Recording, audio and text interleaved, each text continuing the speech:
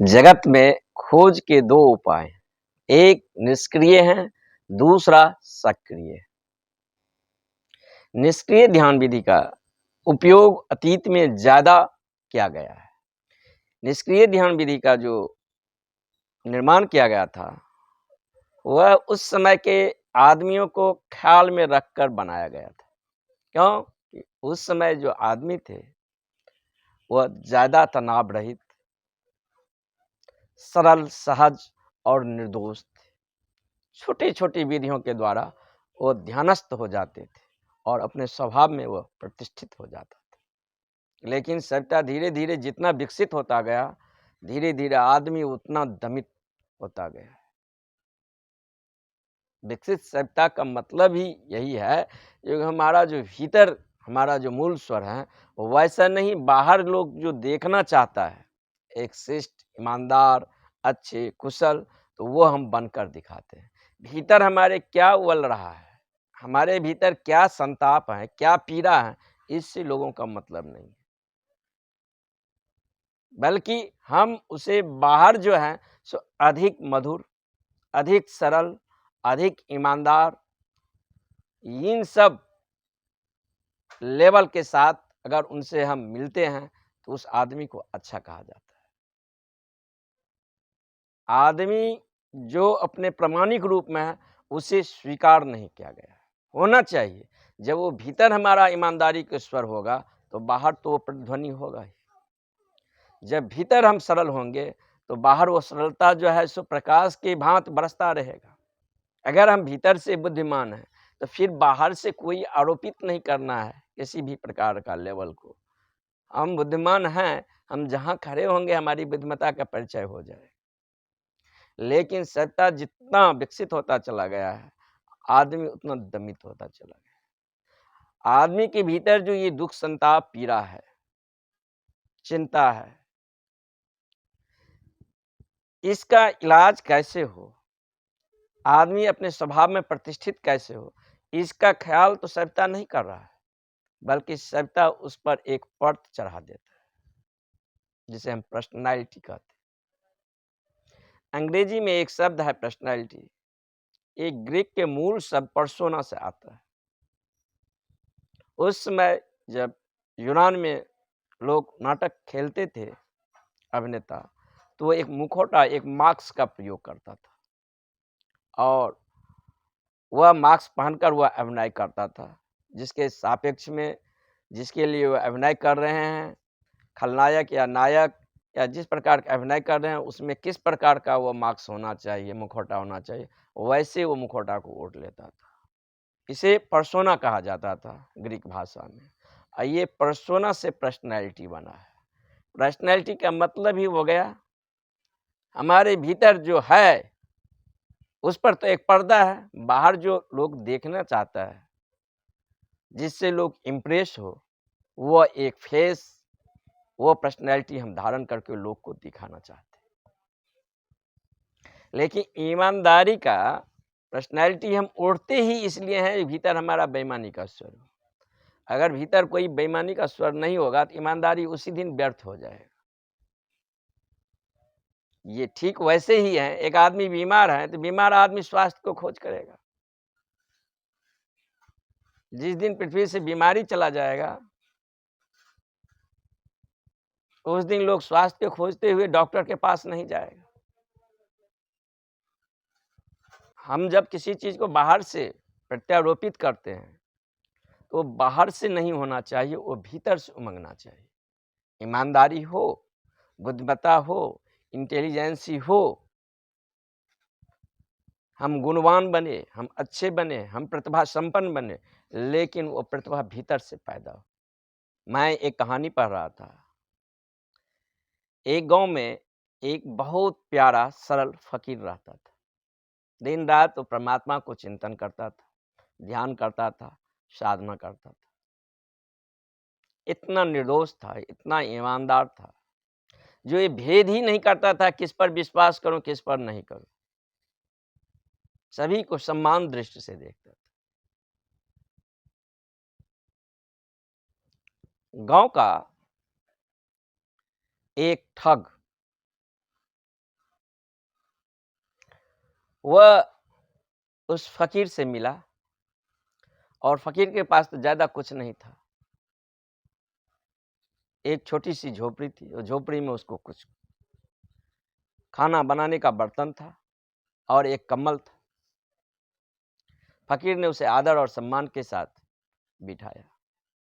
लेकिन फ़कीर जब अपने खेत पर काम करने के लिए गया, तो देखा कि जिस युवक को काम करने के लिए बिठाया गया है, वो कंबल लेकर जो है सो भाग गया।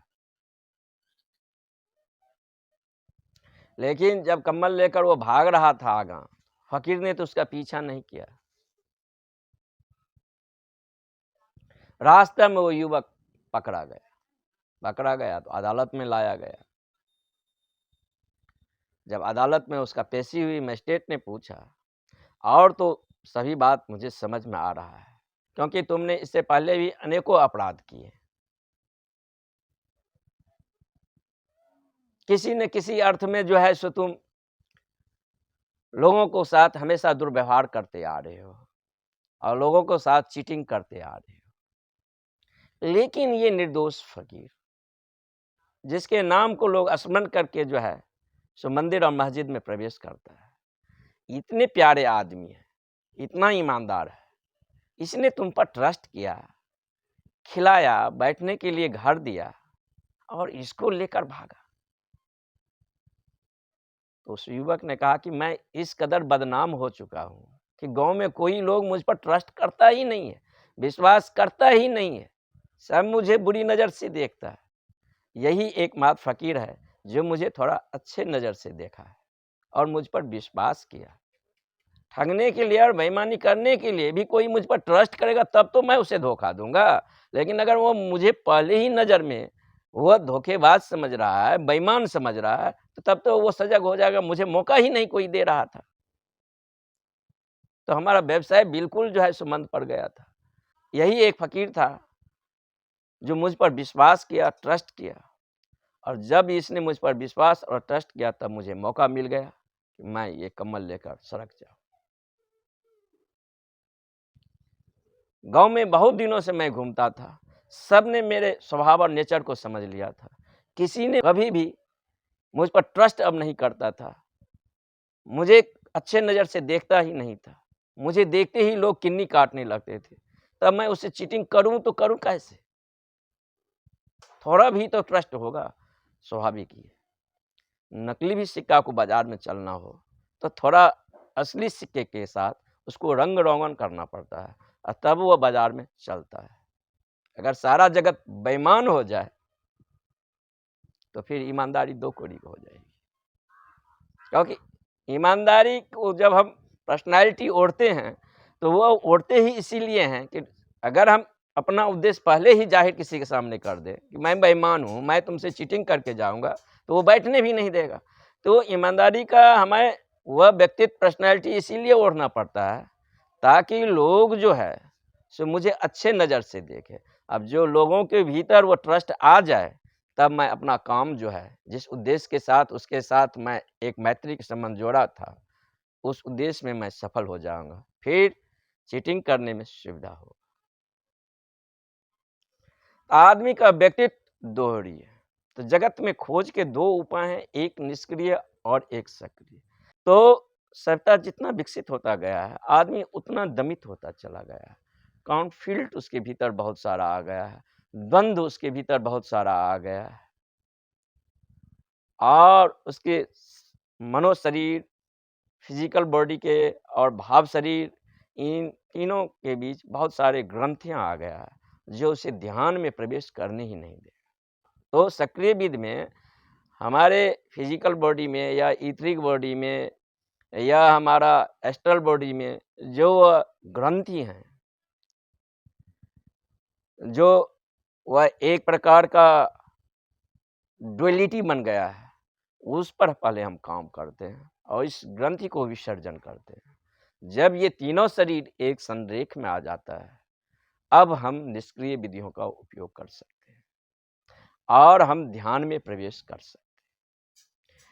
तो इसीलिए आधुनिक युग में कुछ महान सद्गुरु ने सक्रिय विधियों का आविष्कार किया है। तो सक्रिय विधियों को प्रयोग करके हमारे भीतर जो दमित आवेग है, उसे हम बाहर जो है सो डेचन कर देते हैं, क्योंकि ये हम समाज में भी करते हैं। लेकिन जब हम अपने दमित आवेग दूसरे व्यक्ति पर हम देते हैं, तो वो व्यक्ति भी मुझ पर वह दमित आवेग फेंकेगा, तो एक चेन रिएक्शन शुरू हो जाएगा और ये कभी अंत होने वाला नहीं है। लेकिन यही दमित आवेग हम आकाश में जब उलीच देते हैं, तो वहाँ से जो है सो प्रक्रिया नहीं होगा, क्योंकि आकाश बहुत बड़ा है और हमारे भीतर जो कूड़ा कचरा है जो खाली हो जाता है। अब हम निष्क्रिय विधि को करने के योग्य हो गए हैं। तो ध्यान में जाने के लिए पहले जो है सो सक्रिय विधियों का उपयोग करना चाहिए। जब हमारा ये तीनों शरीर, फिजिकल बॉडी, ईथरिक बॉडी और एस्ट्रल बॉडी, जब तीनों एक संरेख में आ जाएगा, शुद्ध हो जाएगा, अब हम ध्यान में सहज प्रवेश कर सकते हैं। ध्यान में जब हम सक्रिय विधियों को उपयोग करते हैं, तो वो चेष्टा बन जाता है, चेष्टा से विचार सक्रिय हो जाता है। जब विचार सक्रिय हो जाता है, तब हम परिधगत ऑब्जेक्ट से जो है अपना आप को आइडेंटिफाइड कर लेते हैं। लेकिन जब हम निष्क्रिय विधियों को उपयोग करते हैं, तो परिध से हम केंद्र की ओर सरक जाते हैं, अपने स्वभाव में प्रतिष्ठित हो जाते हैं। तो भीतर एक केंद्रीकरण, एक क्रिस्टलाइजेशन घट जाता है और अपने भीतर मैं सरक जाता हूँ। हम सामान्य जीवन में किसी भी चीज को देखते हैं, जैसे पीपल को, वृक्ष को देखा, निष्क्रिय विधियों में हमें कुछ नहीं करना है। पीपल को, वृक्ष को देखें, मत कहो मैं ये पीपल के वृक्ष। गुलाब को देखा, मत कहो ये गुलाब है, मत कहो गुलाब सुंदर है, मत कहो गुलाब कुरूप है। कोई शब्द मत दो, मात शुद्ध देखो, कोड़ा। जब हम कोई शब्द देते हैं, तो आकाश में बादल ही बादल होता है। जब हम अपनी व्याख्या नहीं देते हैं, तो आकाश बादल रहित हो जाता है। वो जो आकाश बादल रहित है, वही हम है। हमारे मन पर हमेशा विचारों के बादल आते जाते रहते हैं। हम किसी भी चीज को, किसी भी संबंध को हम हमेशा शब्द देते हैं। किसी आदमी को देखते हैं, उसको तुरंत शब्दों में तोड़ देते हैं, या वो बुद्धिमान है या मूढ़ है, या वो गुणवान है या वह कुरूप है, या अच्छा है या बुरा है। नहीं, कोई शब्द नहीं दो। जब हम शब्द देते हैं, कहते हैं कि गुलाब के फूल सुंदर है, तो कुरूपता के सापेक्ष में कहते हैं। जब हम किसी के लिए व्याख्या करते हैं, यह आदमी बहुत बुद्धिमान है, तेज है, तो मूढ़ व्यक्ति के सापेक्ष में कहते हैं। अगर मूढ़ व्यक्ति पृथ्वी से समाप्त हो जाए, तो उसी दिन बुद्धिमान भी समाप्त हो जाएगा। जैसे यहाँ दो लकीर है, ऊपर में बड़ा लकीर है और नीचे में छोटा लकीर है। जब कहते हैं ये लकीर बड़ा है, तो किसके सापेक्ष में कहते हैं? छोटे लकीर के सापेक्ष में कहते हैं ये लकीर बड़ा है। और जब हम कहते हैं ये लकीर छोटा है, तो बड़े लकीर के सापेक्ष में कहते हैं ये लकीर छोटा है। नहीं, सत्य जो है एब्सोल्यूट है, निरपेक्ष है, सापेक्ष नहीं। छोटे लकीर के सापेक्ष के बिना ये लकीर अपने आप में न बड़ा है न छोटा है, और बड़े लकीर के सापेक्ष के बिना छोटा लकीर न अपने आप में छोटा है न बड़ा है। जब हम चींटी को हाथी से तुलना करते हैं, तब हाथी बहुत बड़ा जानवर हो जाता है। लेकिन हम तुलना करेंगे ही क्यों? तो हम जगत में जो भी चीज देखते हैं, ड्वेलिज्म से देखते हैं, तुलना से देखते हैं। और जब तुलना हम करने लगते हैं, तो एक चीज को दूसरे से तुलना ही निंदात्मक, तुलना हो ही नहीं सकता। हर एक चीज अपने आप में परिपूर्ण है, एब्सोल्यूट है। तो हम जगत को ऐसे देखें जैसे फूल हो, मात्र देखें, मत कोई शब्द दे, ये फूल है, ये क्रूप है, ये सुंदर है, कोई शब्द नहीं दे, मात्र सिर्फ देखें एक कोरा आकाश। तो हमारे भीतर जो ये पर्दा है, कहा जाता है मन के उस भाग संसार है, मन के इस भाग जो है सो परमात्मा है। जब ये शब्दों का व्यापार हम बंद करते हैं, तब हम अपने स्वभाव में प्रतिष्ठित हो जाते हैं। तब हमारे सामने सत्य अपने नग्न रूप में जो है प्रकट हो जाता है। सत्य को हम नहीं देखते हैं, वह इसलिए नहीं देखते हैं कि हमारे आंखों पर जो है सो बहुत सारे धारणाओं को, प्रत्ययों के चश्मा लगा हुआ है, और मैं उसी धारणा और प्रत्यय के द्वारा जगत को देखता हूँ, तो अशुद्ध हो जाता है। जैसे एक हरा रंग के आप चश्मा पहनते हैं, तो सारा जगत जो है सो हरा दिखाई देता है, या लाल रंग के चश्मा पहनकर जब जगत को देखते हैं, तो लाल दिखाई देता है। सत्य तो निरपेक्ष है, लेकिन ये चश्मा के ग्लास की बनावट कुछ इस प्रकार का है कि जगत को रंग को बदल देता है। लेकिन जगत को जब हम देखेंगे तो भाषा के बिना देखेंगे। जब कोई संबंध हो, कोई प्रेमी प्रेमिका के पास हो या मित्र के पास हो, कोई भी शब्द नहीं। सूर्य उदय हुआ है, मत कहें सूर्योदय हुआ है, उसके साथ एनकाउंटर होने दें, उसे अपने में उतरने दें, प्रेमी प्रेमिका को अपने में उतरने दें, कोई शब्द नहीं दें, कोई एक दूसरे को तारीफ नहीं करें, सारे तारीफ झूठी होता है।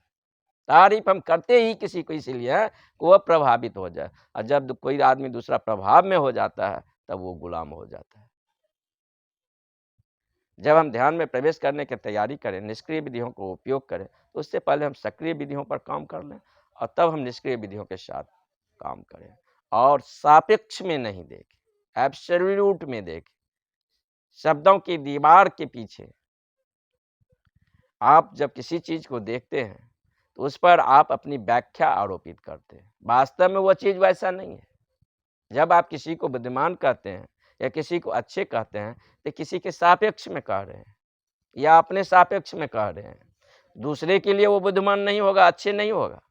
जो आपके लिए बुद्धिमान है, अच्छे हैं, गुणवान है या रूपवान है, वो दूसरे के लिए रूपवान और गुणवान या बुद्धिमान या अच्छे नहीं होगा, क्योंकि उसका सापेक्ष बदल सकता है। तो सापेक्ष के पृष्ठभूमि पर जब तक हम देखते जाएंगे तो मेरा अपनी ही व्याख्या है, उस व्यक्ति के बारे में मेरी एनकाउंटर हुआ ही नहीं है, उस व्यक्ति के बारे में मेरा कोई वक्तव्य है ही नहीं। वो जो वक्तव्य मैं दे रहा हूँ अपने मित्र के प्रति या प्रेमी के प्रति या प्रेमिका के प्रति या वस्तु जगत में किसी सत्य के प्रति, वो हमारे ही संबंध में ज़्यादा बता रहा है, वस्तु के संबंध में, संबंध के संबंध में बहुत कुछ नहीं बता रहा है। जब हम ये व्याख्या रहित शब्दों के जाल से मुक्त होकर नग्न आंखों से सत्य को जब झांकेंगे तब हम सत्य के साथ एनकाउंटर होते हैं और सत्य अपने मूल स्वरूप में हमारे सामने जो है सो प्रकट हो जाता है और मैं स्वयं सत्य में प्रतिष्ठित हो जाता है।